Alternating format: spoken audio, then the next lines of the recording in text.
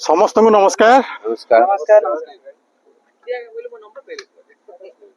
अति परिचयात अवज्ञा अति परिचयात अवज्ञा संतत गमनात् अनादर भवति मलये भिल्ली पुरंद्री चंदन तरुण इंधन कृति।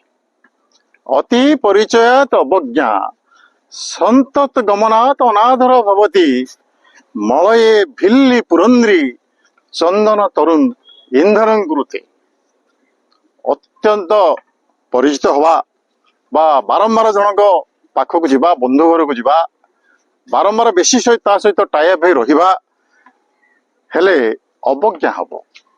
जिमिति कि मलय पर्वत पाखरे थिबा सबुरुणी जोठी चंदन काठ प्रचुर परिमाण अच्छी से सबुरुणी जाए प्रतिदिन से पहाड़ को सेठू चंदन काठ संग्रह कर आने ताको जालेनी रूपे व्यवहार करे। जो चंदन काठ भगवान पाखे लगेवा बा आम मुंडर लगेवा दुष्प्राप्य एते मूल्यवान काठ सी जेहेतु सेठी अच्छी तेणु सी तार व्यवहार जानिनी ताको अवज्ञा करुछि चंदन काठ को। अति परिचयात अवज्ञा संतत गमनात् अनादर भवति मलये भिल्ली पुरंद्री चंदन तरुण इंधन कृते। नमस्कार।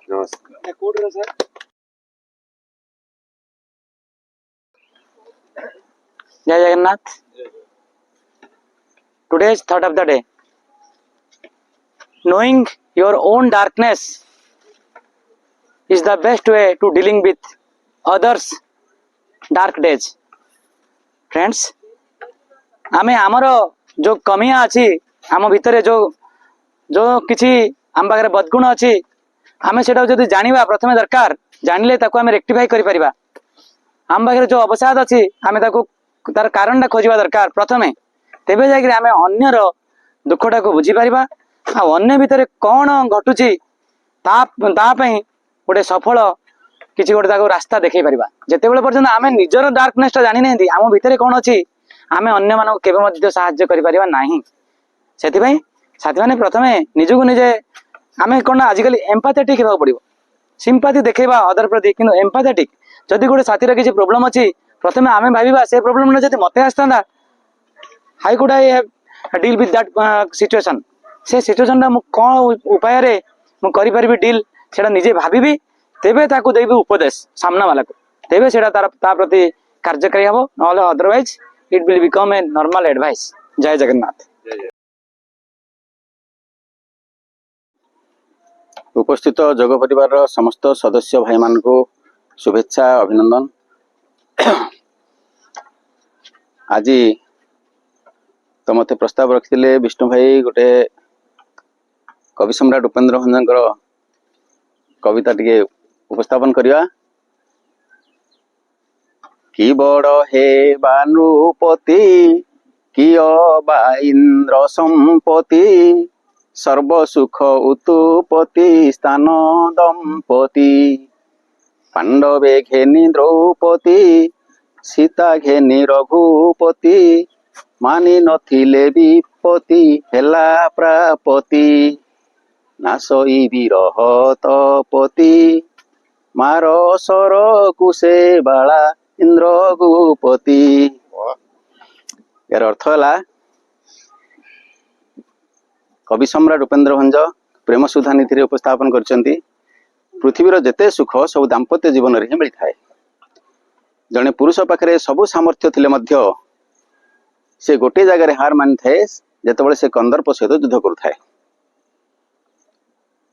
तेणु कि बड़ हेबा नृपति रजा हेले जो सुख मिले नहीं किए बा इंद्र संपत्ति भोग कले मध्य जो सुख मिले नहीं ताठू अधिक सुख प्राप्ति होता।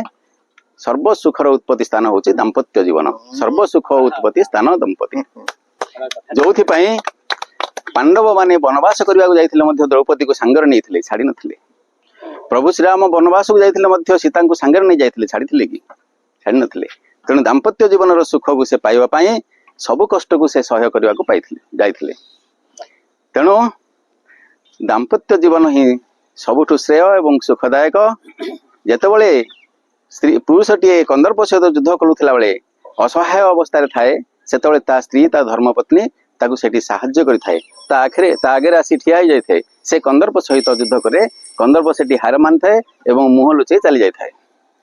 ସେ ସେଠି ଯେକୌଣସି ଶୁଭ କାମ ହଉ, ବିପଦ ଆପଦ ହଉ, ଯେକୌଣସି ପରିସ୍ଥିତିରେ ନିଜେ ବଳ ସଞ୍ଚୟ କରି ଆଗକୁ ଯିବାକୁ ହେଲେ ଧର୍ମପତ୍ନୀଙ୍କର ସହାୟତା ଅତ୍ୟନ୍ତ ଆବଶ୍ୟକ। ତେଣୁ ହିନ୍ଦୁ ଧର୍ମରେ ଧର୍ମପତ୍ନୀ କି ଅର୍ଦ୍ଧାଙ୍ଗିନୀ, ସହଧର୍ମିଣୀ ବା ଧର୍ମପତ୍ନୀର ଆଖ୍ୟା ଦିଆଯାଇଛି। ପୁଣ୍ୟ କାମ କରନ୍ତୁ କିମ୍ବା ବିପଦ ଆପଦରେ ଧର୍ମପତ୍ନୀ ହିଁ ତମର ଏକ ପ୍ରଥମ ସହାୟକ, ପ୍ରଥମ ବନ୍ଧୁ।